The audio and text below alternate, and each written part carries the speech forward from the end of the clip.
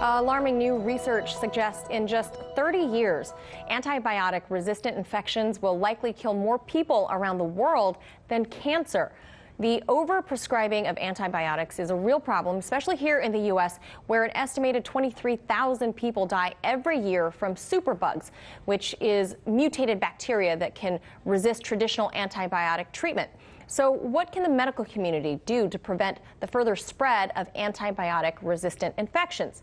Joining us to discuss this very serious matter, Dr. Dominic Gaziano. He's a doctor of internal medicine based in Chicago. Dr. Dominic, good to see you. Thanks for being with us today.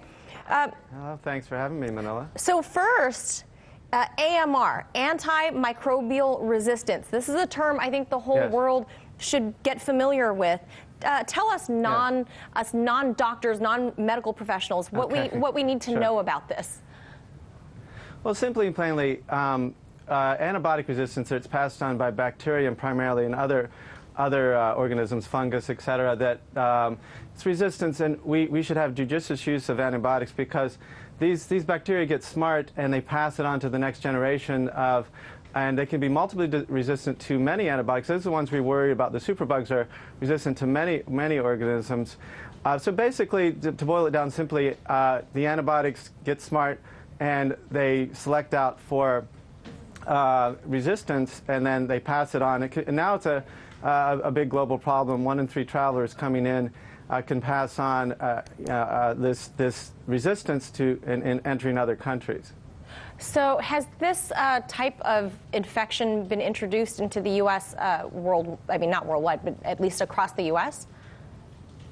Well, we're seeing resistance for different reasons. Certainly we have our own problem here about patients coming in. I say there's a patient aspect to this too, and the patient has to know sometimes it's a viral illness. We wait it out, rest in fluids, and there's been memos to doctors about, and they're very effective. 95% of doctors take it seriously. They want to make an impact, say there's more resistance in your community. Can you use them judiciously? We need to speak a little longer, and patients need to understand on the patient side that you don't need a pill for everything for pain, maybe bear it out. Of course, we have an opioid issue, but also pills for, you don't need necessarily for your condition. My little mantra is, they say, can I have a Z-Pack, doctor? I said, I need to know the A through Z's before I give you any Z's.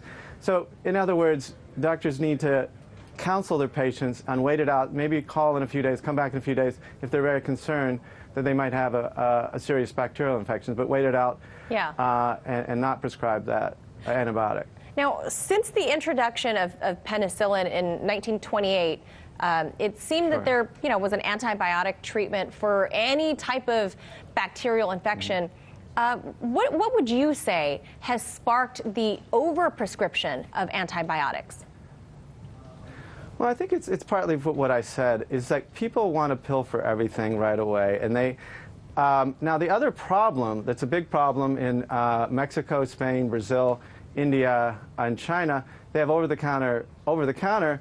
So sometimes it's good to regulate these things, and I think it's vital to regulate. I was very surprised. I was in Mexico, Riviera Maya, and they had over-the-counter ampicillin, a la carte antibiotics.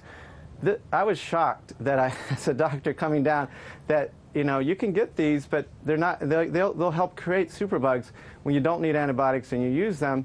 And this liberal use of antibiotics is one thing that will create these. And the European Union and America are getting together and trying to, it's really a global problem. And I think we need to, because we have the measles epidemic in the Pacific Northwest. Measles case came in from Ukraine and in New York from Israel.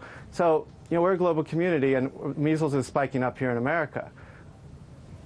And Dr. Gaziano, you mentioned other parts of the world where there's overprescription or not overprescription, that you can even just go to the pharmacy. I, too, was in Mexico recently with my family, and same thing. You can go to the pharmacy and you see, a plethora of drugs that you'd need a prescription for here in the U.S.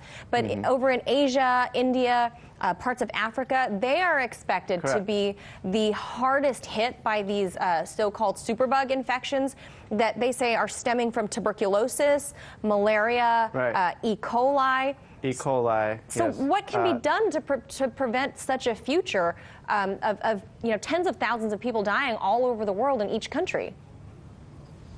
Well, I think the world community has to come and take this, and you need to isolate superbugs. In America, we take it seriously in the hospital or the nursing home long-term care setting. You need to isolate an infection or colonization. Colonization is a tricky concept, but people who have this superbug are going to have it for maybe the rest of their life. Perhaps they can eradicate. They can't, and they need to be isolated for a period of time when they're infected. And then the colonization state, they still need to be they still need to be watched for this as well. So, within countries, we need to have tighter control of isolation, just like we did in, when TB was rampant in America, TB sanatoriums and isolation and other diseases. We did this for a period of time. We still do this in hospitals. We have gown and glove, special contact precautions in hospital. We have to gown and glove up in a special way, if they're deemed have a resistant organism in the hospital, and until they're safe and we can relieve those precautions. We need to take those seriously in all hospitals across the world as well. And so those are some of the measures. Yeah, it sounds like the developing nations are the ones that will be hit the hardest because they don't take the exact same measures that we take here in the U.S. To prevent the spread of this illness. Correct. Kind of a scary, grim future ahead of us if we don't get on top of it now. But as always, I appreciate you sharing your expertise with us. Dr. Dominic Gaziano in Chicago, thank you. Sure, my pleasure. Hey YouTube, thanks for checking out our channel. We hope you enjoyed the video. We have tons of content for you just like this. For more of RT America's one-of-a-kind news and analysis, be sure to subscribe and never stop questioning more.